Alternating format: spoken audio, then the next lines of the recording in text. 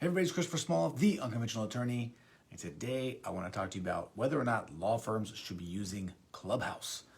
Before I get to that though, I want to remind you, if you are not subscribed to the world's greatest law firm owner newsletter of all time, you want to do that. The unconventionalattorney.com/newsletter.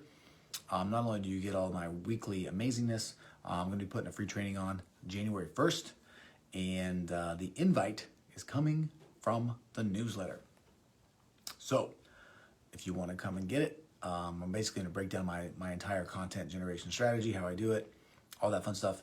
You need to be on the newsletter list. So go get on it. theunconventionalattorney.com/newsletter will get you there. Dang it. So hold on one second. I've got to, okay, keep going. I got a new computer and the settings are set so that if I don't move the mouse, after 1 minute, then the computer goes sleep mode on me. That just happened, and I don't want to do that because I'm recording the audio as well. Just so you know, full disclosure. So if you listen to this later, you don't care. But right now, it matters. Okay, let's talk about Clubhouse. So if you don't know what Clubhouse is, I had no idea what it was. I didn't even know it existed until about 3 or 4 days ago.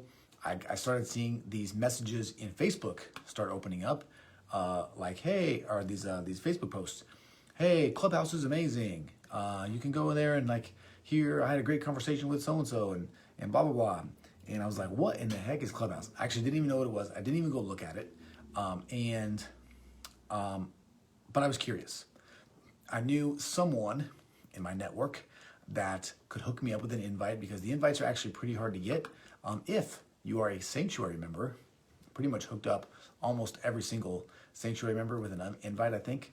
That one's won so far. There's a workaround. It's a secret. But I got in there. I got in there yesterday, I think. I've been poking around. And to give you sort of an idea of the way it works, Clubhouse is like this place.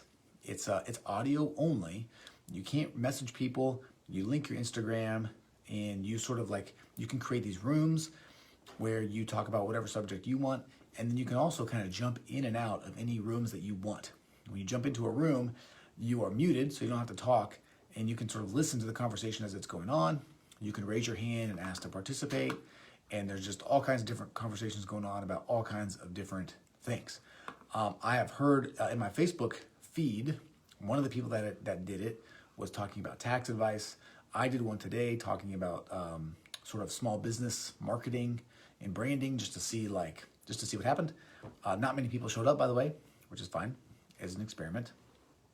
And it can be something interesting for sure, depending on your practice area and depending on what how devoted you are. Clubhouse could definitely be something that you may want to spend a little bit of time on, just to see if it works out. All right, here are my my opening thoughts about Clubhouse, having been in there and checked it out. First of all, if you want it to work, it's sort of like anything else. You gotta put some work in, okay? It's not like the algorithm just gives you a bunch of followers and hooks you up and does all kinds of things. You have to reach out to people, you have to follow them, you have to engage in the rooms, you have to go and talk. If you're gonna do your own rooms, my gut feeling is you'll wanna do a room every day at the same time for a significant amount of time. So that people start showing up. It would be sort of a thing where I would do something like estate planning Q&A. You could do Michael, I know is on, I would do, if I were Michael, bankruptcy Q&A. I'll just show up every day and see if anybody pops in there and ask questions, and you just chat with them. The rooms are not recorded, so you can just jump in there and have conversations. But you could become known as kind of one of the authorities in your practice area inside of Clubhouse, and that might be cool. But to do that, you're gonna have to outreach. You're gonna have to get into other people's rooms and participate. I would jump in and try to find those sort of side, those what do I call them? Sort of tangential areas, where you can jump in and give some value, and then people follow you, and then obviously you can let them know that you have a room, and you can do all these things. But it's going to take some work, and it's still a new platform. It's pretty cool though. It's interesting. Here's where I fall on it though.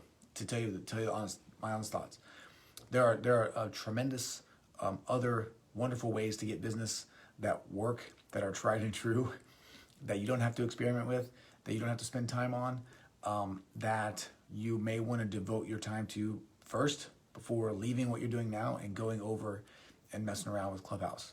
If you have some extra time to devote, then, you know, it might be worth it.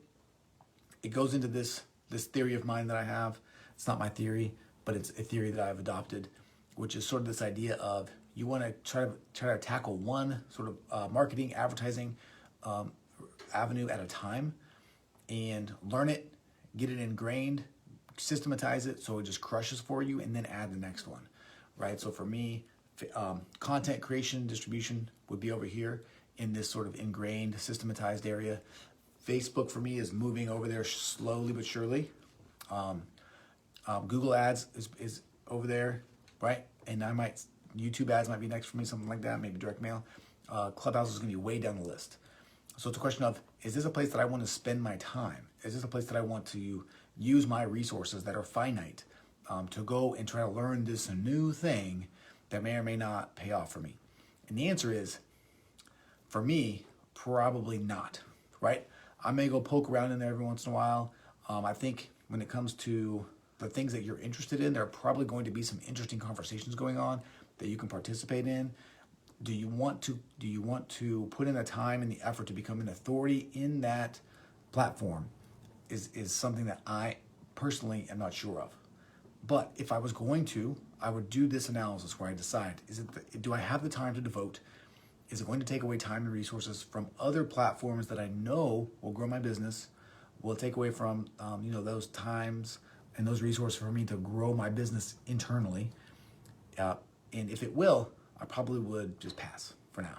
It's like there's so many other things. You can do Instagram marketing, you can do YouTube, you can do direct mail, you can do radio, right? Everything. Print newsletter. There's hundreds of other things that you could do before you could do Clubhouse.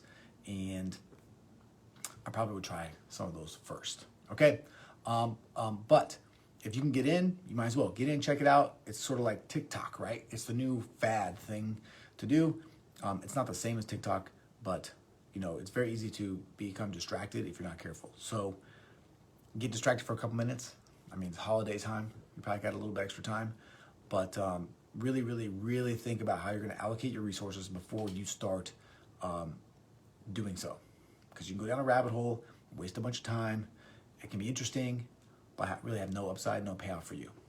And as a business owner, you really do need to be, you have that math running in your head. Okay? All right. That's it. Norman was on there with me today. So Norman, he can give you some feedback on the Clubhouse too. He was in my room with me. We chatted for a little bit. It was a good time. It was interesting. But again, do I want to spend time there? I'm not sure.